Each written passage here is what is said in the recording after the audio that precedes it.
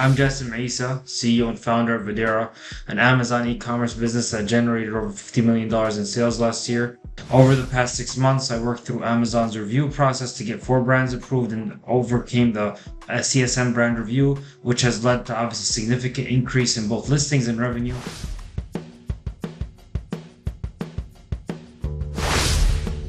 In today's video, I'll reveal the exact 4-step process I used to successfully navigate Amazon's tough brand review restrictions and got 4 pretty big brands approved over the past 6 months actually. Getting through the brand reviews and getting unrestricted felt like hitting a wall at times, but I found with the right approach it was completely possible.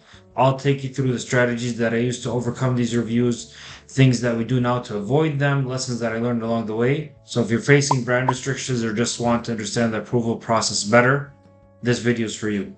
Brand restrictions on Amazon obviously always limit the potential. We're running into frequent brand review blocks that kept us from listing like high selling SKUs that we're generating a lot of revenue from and expanding our offerings, of course. Today I'll walk you through the process that worked for us, the steps that made a difference, and the lessons we learned along the way to make future approvals smoother. Whether you're new to Amazon or a big time seller, you're gonna face these challenges, and I'm here to give you a blueprint on getting past these based on our experience and hopefully unlocking bigger brands. I'll break down the steps at the end. I'll walk you through our 4-step process exactly at the end and how we tackled it step by step. So the first thing I wanted to do is lay down like the framework and give some context. So what are brand reviews and what are brand restrictions? So brand reviews occur when Amazon suspects that a specific brand that you're selling may be inauthentic. You'll receive an email from Amazon CSM brand review team giving you, I think it's approximately 7 days to respond with the required documentation for the assets listed. During this period, the 7 days, you can still list those items, but obviously after that, all the assets for that, not just the ones in the email, all the assets for that brand become inactive until you resolve it. And the second type, there's 2 subtypes of it, but it's just general automatic brand restrictions, where it's there's the first one is soft restrictions where you can still apply. You have to provide specific documents. But then there's hard restrictions like Apple, for example. You can't even apply. You have to get an LOA. They have to submit it through the proper channels. However, in both scenarios, for like specifically soft restrictions, because you can control those in brand reviews, if you don't meet Amazon's requirements, all the ASINs for that listings will be deactivated. So you have to obviously address it regardless and overcoming. And even for the soft restrictions been happening lately as well. I've seen it happen with some brands like Lego and some of that stuff, but I'll get into right now basically the leading indicators and why they occur. So for brand reviews, it occurs because usually inauthentic complaints in the account health dashboard. When a brand receives, for us, like 3 or more, a specific brand receives 3 or more inauthentic complaints in our account health dashboard, it signals potential risk for a brand review. When we hit this point, like three ASINs of the same brand or in the inauthentic dashboard, we focus on resolving those complaints. We prioritize them right away. We continue to have them under submission. We found that as long as Amazon sees that you're continuously submitting documents, they're under review, they're under submission, you're not just ignoring them, that helps and they give you more time to address it. There's also random brand checks. This is what I was discussing earlier. I'm not sure exactly why this happened, but we noticed it happen more frequently with larger household name brands as of recently, like we've seen it with Lego. One thing we may suspect is that there's been an increase in occurrences of theft, like especially like in California, there was huge theft cases where a lot of those thieves are unloading their products on Amazon and Amazon's getting scrutiny. So unfortunately, a lot of good sellers are getting hit with this. Legitimate sellers are facing brand reviews, but Amazon is just doing general sweeps of brands that have been in like theft occurrences. So to make sure that you can prove that you actually bought it and it's not a theft. And then the third one is Amazon makes a deal with the brand, or the brand requests it. And this is one of the things that we suspect is like, for example, I see in Clinique, for example, got restricted. I know they're doing Coach. This is another example. Coach is hard restricted. Where they did a deal with Amazon. Sometimes it's a request and you can apply. And sometimes it's a short period. So there's numerous things. Some things are within our control. You can see coming. Other things are completely spontaneous. So now I wanted to describe like the 5 things that we do to avoid the brand reviews.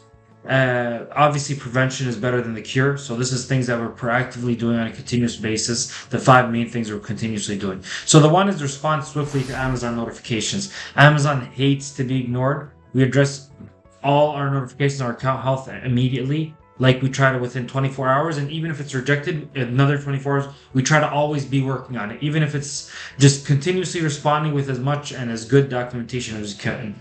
Two, conducting thoroughly quality inspections. We have each of our warehouses has a dedicated quality inspection team responsible for ensuring every product meets like a very high standard. We tell our staff members in the quality inspection team to treat every item like every product as a gift, meaning it should arrive in perfect condition.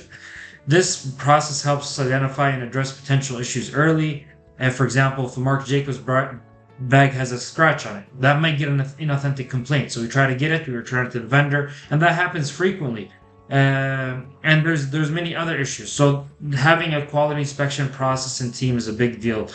Even for responding quickly to Amazon notifications that I just mentioned, we have also a full-time compliance team of 5 people that are quickly just addressing these as they come in. The third one is limit FBA for high-risk products. So there's certain products that are higher risk. While FBA is essential for most of our inventory, we reduce FBA exposure for fragile or high-risk products that we're suspicious that might lead to something it might lead to complaints. With seller fulfilled inventory, merchant fulfilled, we handle the entire process, reducing the risk of damage during fulfillment, because FBA, you don't control the fulfillment process. A lot of it's at a warehouse, it could be dumped.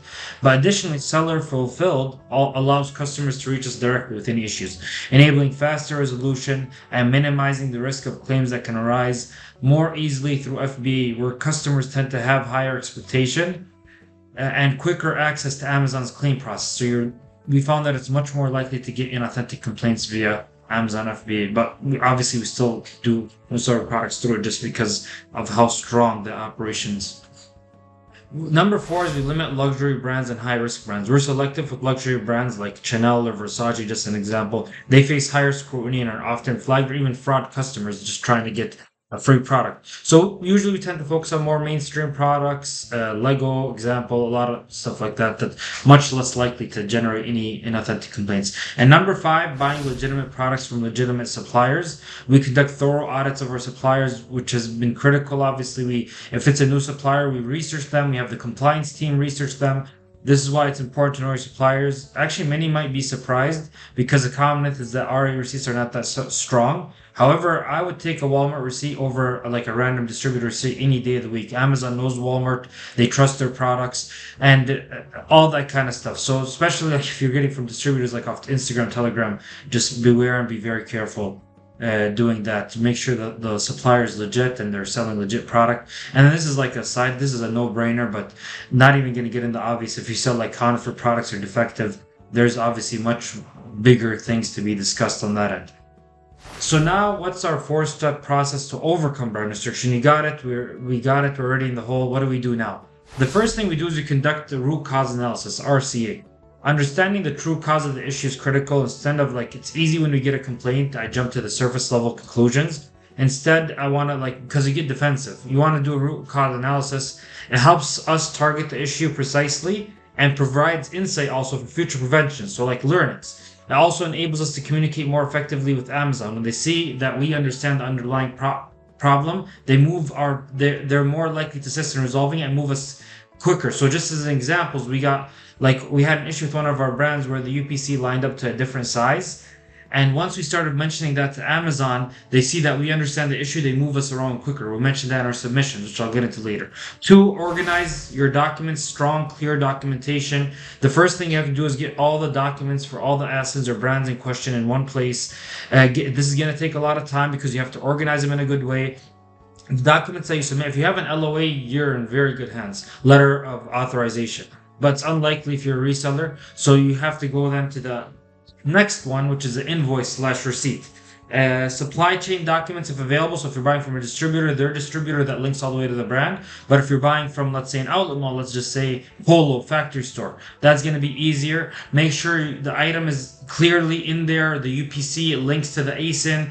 there's a clear connection. The quantity matches up. So if you sold 50, you have 50 quantity on the receipt, or you have 10 receipts with 5 each.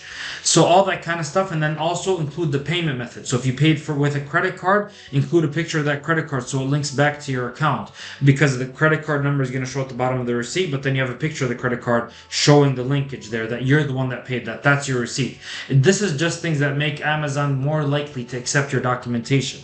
Picture, if you sent a wire payment, send a picture of that wire, proof of payment. Even sometimes we've sent BOLs, like this is the BOL that we received it, that we shipped it out. The more you can lay it out in the documents, the higher likelihood of approval again. So we conduct that's one of the things, obviously. And do not maybe even feel free if you need more clear, just go back to the supplier and ask them to clarify. So for example, if they don't include UPCs, tell them to send you another copy with UPCs, but we never ever edit anything on our own or fabricate, because that's going to make our problem worse. We went from a brand review to now potential seller suspension, and it's also unethical. So we're very careful with that. The third thing that we do is we submit information clearly and methodically in a very organized way. It takes a lot of time to set up the initial template, but the good news is once you have it, you can use it in numerous avenues. And I'll get into that after this step, in the last step. So explain the timeline and the root cause analysis. We start by clearly outlining the timeline, like when we got the initial one, what we've done since then. We also don't want to make it too long, so try to keep it a few paragraphs, but it's just concise and it's very easy to walk through. So, and I'll get to that soon. One thing is, don't assume they understand your business. We prep a strong, clear submission that we can use across different channels. We walk Amazon through our documents. When submitting the documents, we take it slow and we're always very detailed. I tell my team to assume that Amazon knows nothing about our business. So we explain the documents as if we're talking 7th, 8th grader. We don't use complex language. We keep it simple. ChatGPT can also help you with this, obviously, to clarify things, but don't have it write it for you. Amazon can tell if this is just a generic response. They want you to address your issue. That's a big thing.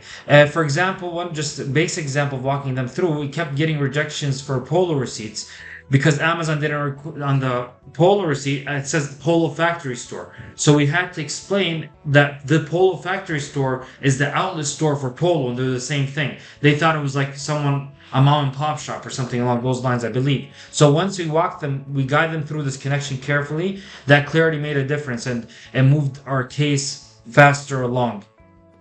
Use language that encourages escalation. In each submission, we use specific language to push past Amazon's first line of defense and aim for escalation to a specialist. Usually Amazon puts newly people on the first line because a lot of sellers also submit very vague, very boring, very undetailed ones. So they push back to get more detailed. So we reference case IDs, especially ones that were escalated or had inconsistency.